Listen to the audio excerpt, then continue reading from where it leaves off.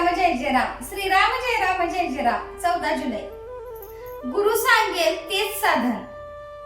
परमार्थ म्हणजे काय हे मी तुम्हाला अगदी थोडक्यात सांगतो. परमार्थाचे जर काही मर्म असेल तर आसक्ती सोडून प्रपंच करणे हे होय. ज्याने आपल्याला प्रपंच दिला त्याचाच तो आहे असे समजून वागणे म्हणजे आपल्याला त्याबाबत सुख दुःख बाधत नाही. हे साधण्यासाठी गुरुमुखाने दिलेले परमात्म्याचे नाम आपण घेत असावे. गुरु कुणाला करावे?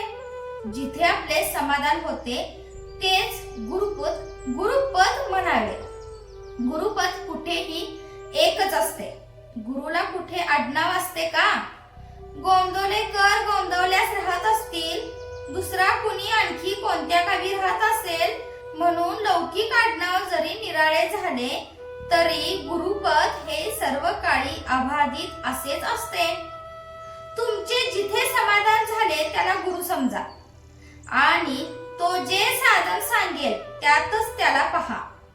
त्याच्या देहाकडे पाहू नका. तो लुळा पांगळा आहे की काय हे पाहू नका. तो देहाने कसाही असला तरी त्याने सांगितलेल्या साधनात राहा. त्याची लाज जिथून गुरुपद निर्माण झाले त्याला असते. गुरु आज्ञा हाच परमार्थ. तो सांगेल तेच साधन. तुम्ही आपल्या मनाने काही ठरवून करू लागला तर त्यात तुम्हाला यश येणार नाही. अभिमान धरून काही करू लागला तर ते साधणार नाही. म्हणून अभिमान सोडून गुरुकडे जा. गुरु सांगेल तेच साधन हे पक्के लक्षात ठेवा. खरा परमार्थ हा लोकांना उपदेश करण्यासाठी नाही, तो स्वतः करता आहे. आपला परमार्थ जगाला जितका कमी दिसेल तितका आपल्याला फायदेशीर आहे. जगातल्या मोठेपणात मुळीच सार्थकता नाही. खरा मोठेपणा नसताना उगीच मोठेपणा वाटणे हा तर फार मोठा घात आहे. एकाने कोळशाचे दुकान घातले आणि दुसऱ्याने पेढ्याचे दुकान घातले. दुकान कशाचेही असले तरी शेवटी फायदा किती होतो याला महत्व आहे.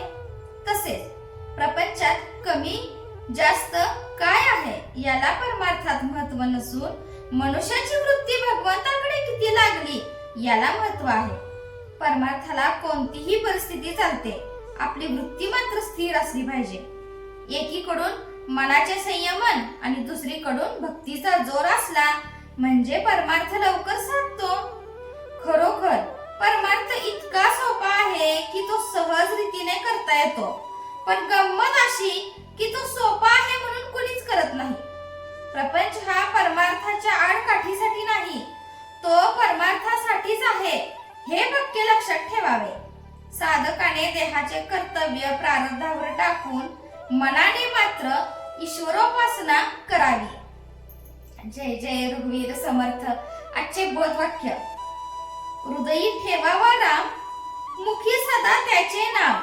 हातात असावे प्रपंचाचे काम, हेच खरे परमार्थाचे मर्म.